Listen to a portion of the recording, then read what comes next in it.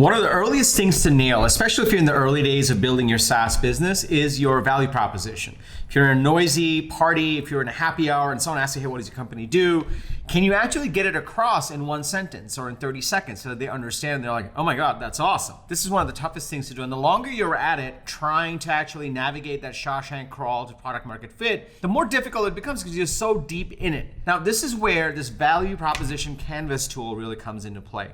And in this episode, I'm going to dig into this value proposition canvas tool on how you can use it to develop your value proposition. And I'm going to use the sales engagement category as an example, which is now slated to become a $5.5 billion category by 2023. Intro.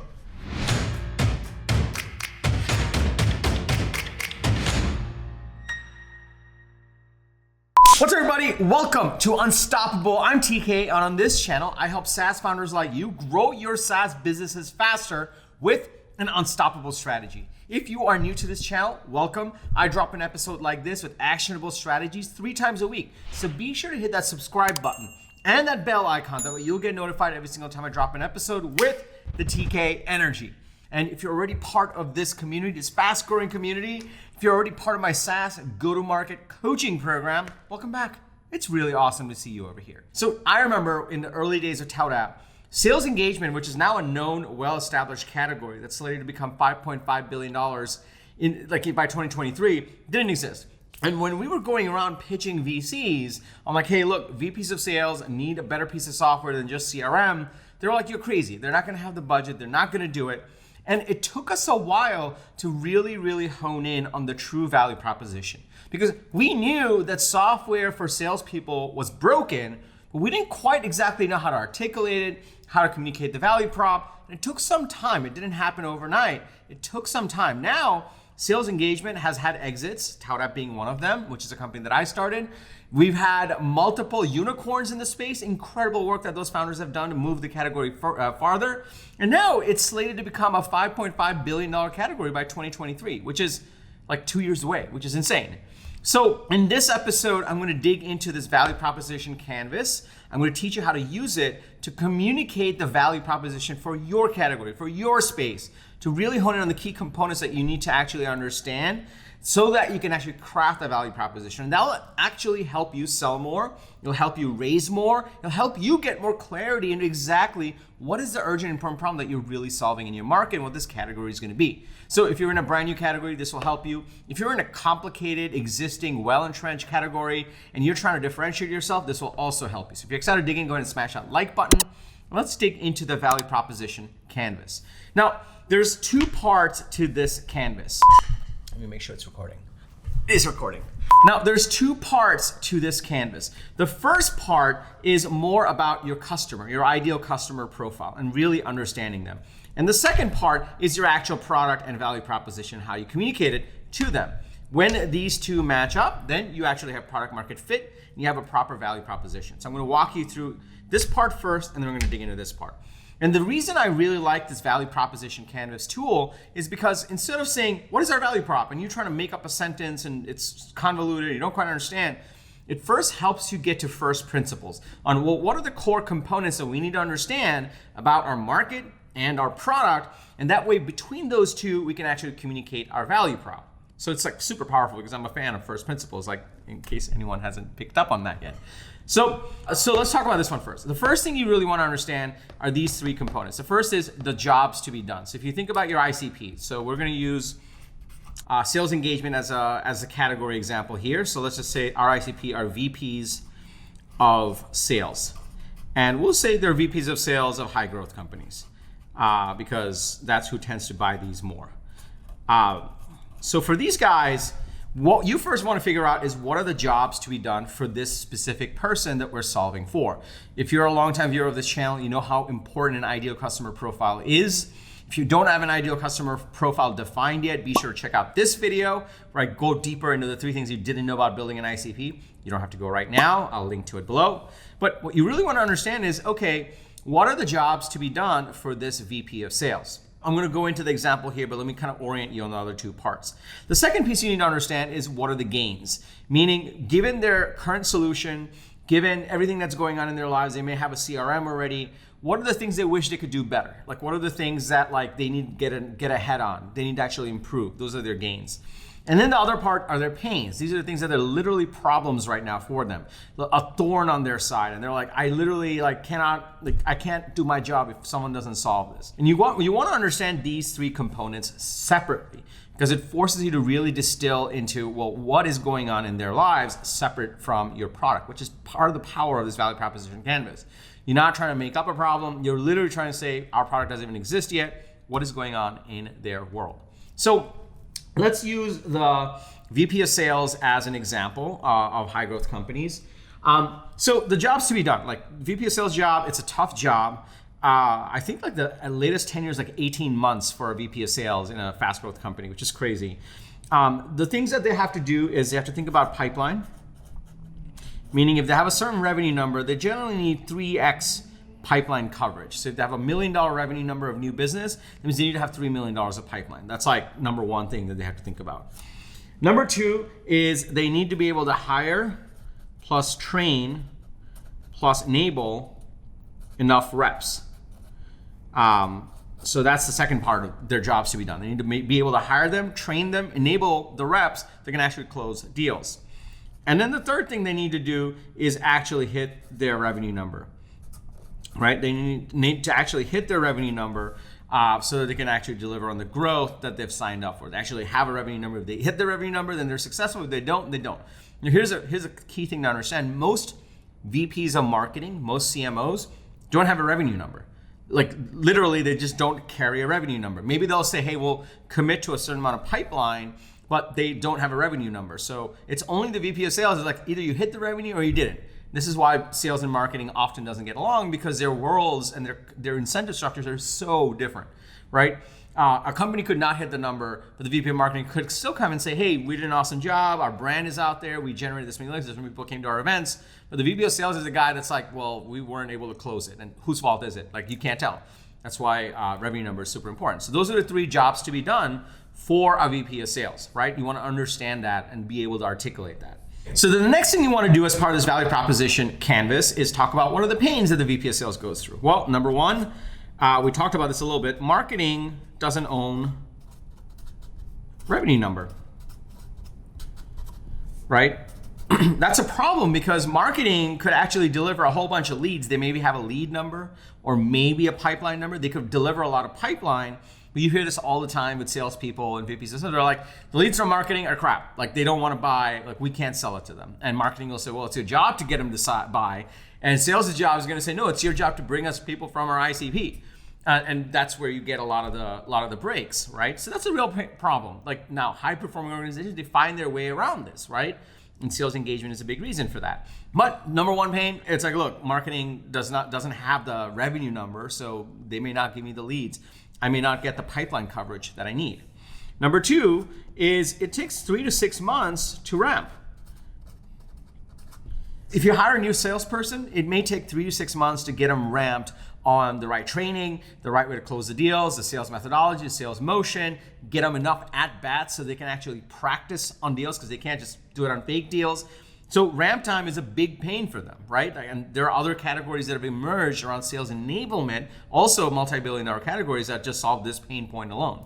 But that's a real pain point in their lives. And the third thing they're gonna come across is there's gonna be literally competitive dynamics, right? There's gonna be features that are missing. There's going to be pricing that maybe like you're not competitive enough in terms of pricing. So there's going to be competitive dynamics that are pains for them as well. So they'll have to figure out a way to get around and sell around, right? So these are some real pains that exist for them in their lives, and they're going to have to overcome. Now, let's talk about the gains. So a lot of times the gains are kind of a mirror of the pains, right? Like, these are opportunities for them to improve, but sometimes they're not. Sometimes they're opportunistic. There may not be a pain, but there's an opportunity for them to do more. So you want to think about what are the gains that exist for these guys or gals that are VPs of sales that they may be thinking about. So one example will be, well, how do you actually reduce ramp time, right? If I can get my reps to be enabled faster, then ramp time goes down. That means increase my likelihood of success, right?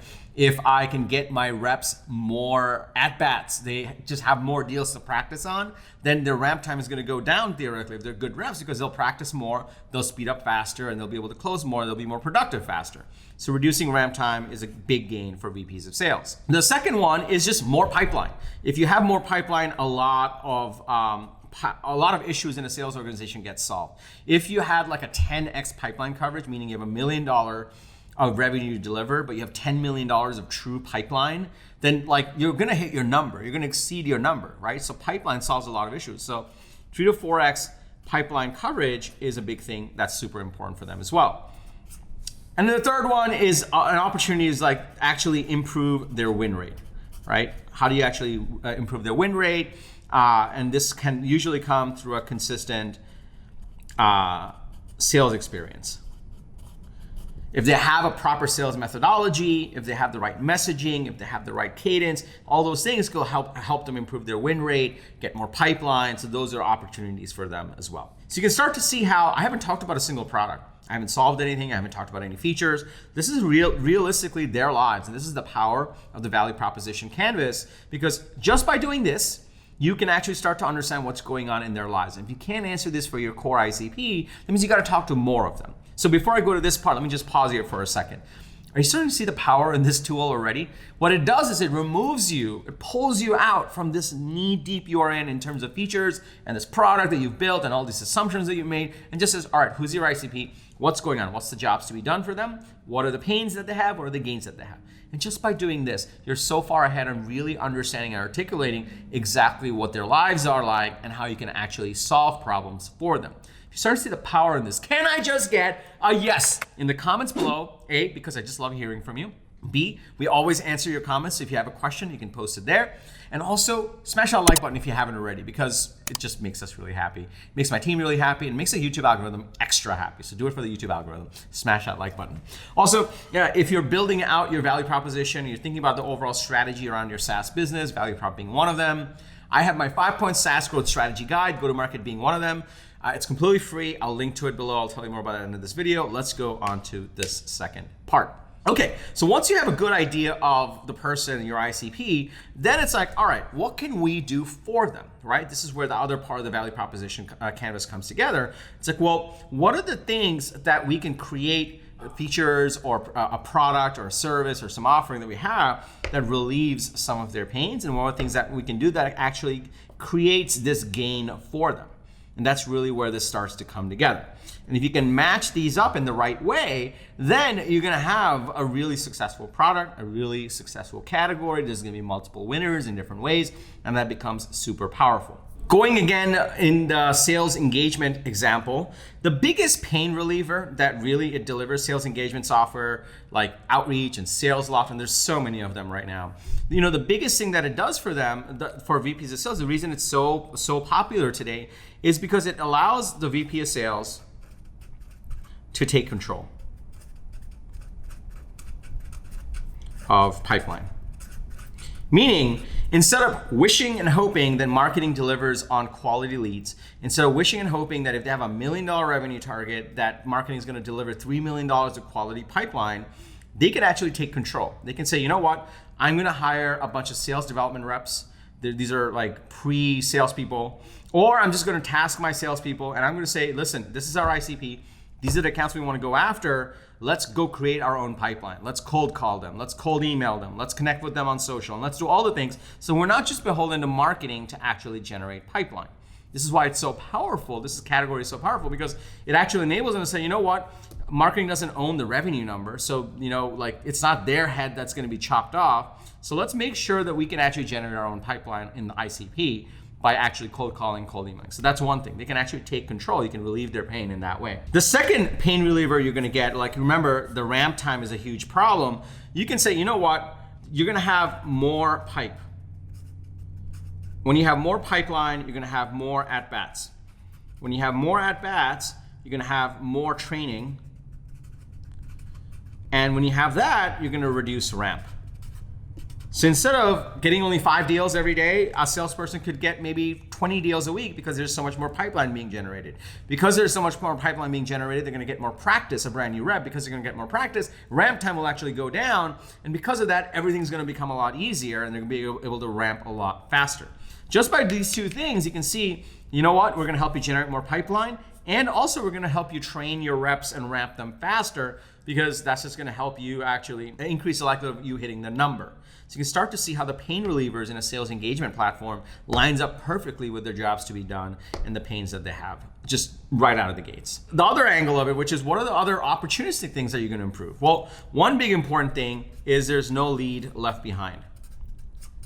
Now, one of the things we used a lot in the early days of ToutApp was it takes 7 to 10 touches to convert a lead to an opportunity, right? And most salespeople don't do that. But when you use sales engagement software, we know that they're going to get those 7 to 8 touches through email, phone call, social, anything else, right?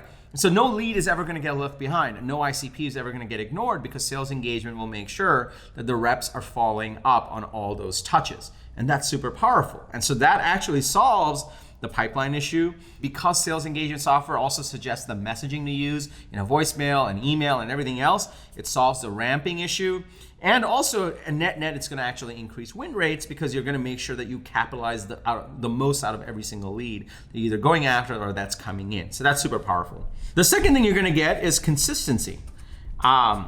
This is super powerful in a sales engagement platform. It's like, hey, we have templates, we have playbooks, we have the right content being suggested, and because of all those things, you're going to have a much more consistent sales engagement experience. And when you have that, reps are going to know exactly how to use what at what time, so they're going to get trained a lot faster. And through consistency, the pipeline number is going to go up and the revenue number is going to go up. So net, it aligns perfectly with your jobs, essentially. And lastly, the other gain that we're going to give is when you do all these things, literally what you're really saying is we're going to 10x the sales experience, right? When you do all these things, like, you're going to just improve the overall sales engagement experience. And that means that your job becomes a hell of a lot easier to do. So this is kind of the power of the value proposition canvas. Like, on its own, I could say, well, we have templates, we have sequences, or we have cadences, or we have outbound dialing. Like, you could mention all these features that all these incredible platforms have. They're so much more advanced even today. You could mention all those things, but they are in a vacuum. But when you put it in the context of the jobs to be done of your ICP, the pains that they have and the gains that they have, you're able to articulate it in a lot more effective way.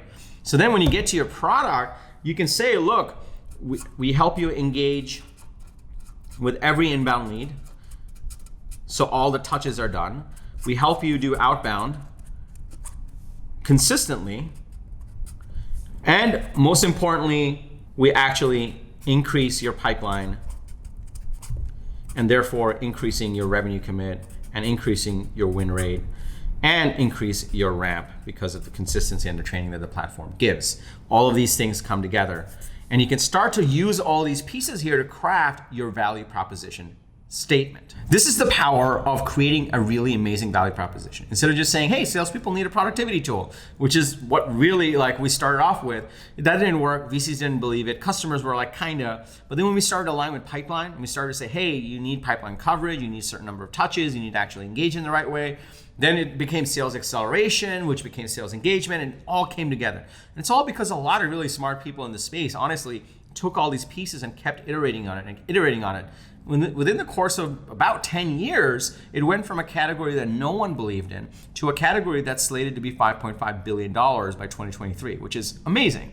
And so this is the power of crafting the right value proposition. When you follow this actual tool, what you're able to do is actually hone in on why your features line up with clear pains and gains that your ICP has, how it aligns with their job, and you're able to communicate it in a better way. Now, this template, it's available online, but if you download my 5-point SaaS growth strategy guide, I'll have this template in there. What will allow you to do is dig in a little bit more into how to flesh it out for yourself. Also, if you're wondering, well, how do I translate this to like a 1-sentence value proposition? How do I flesh this out? I did an entire video with value proposition examples that you can check out here. You don't have to go yet, I'll link to it below. But in it, I actually give you some examples of value propositions as they get developed for different companies. I use sales engagement as an example over here. In conclusion, you gotta develop your value proposition, but do it with these core first principles. When you do it this way, you're gonna really understand what it is you're doing and what's important and what's not, and why people buy from you. And then when you start to repeat that over and over, everything is gonna shift for you. Everything's gonna become a lot easier. If you wanna dig more into these kind of strategies, I encourage you to download my 5-point SaaS growth strategy guide. Inside of it, I give you a step-by-step process to actually craft a one-page strategy to grow your SaaS business. It's completely free. It's a free resource that we have just for you guys. It's my manifesto here at Unstoppable, and it digs into exactly how to craft your growth strategy. It links to more relevant videos and also gives you a one-page strategy template. So if you're interested in that, go follow the link below or just go to getunstoppable.com/strategy and you can download it right from there. If you got value from this video, be sure to smash that like button. Also, I drop a video like this 3 times a week, so be sure to hit that subscribe button and that bell icon. If you have a fellow founder, a fellow friend, a team member who would get value from this video, please share this with them. It'll mean the world to us. And lastly, remember, everyone needs a strategy for their life and their business. When you are with us, yours is going to be unstoppable. I'm TK, and I'll see you in the next episode.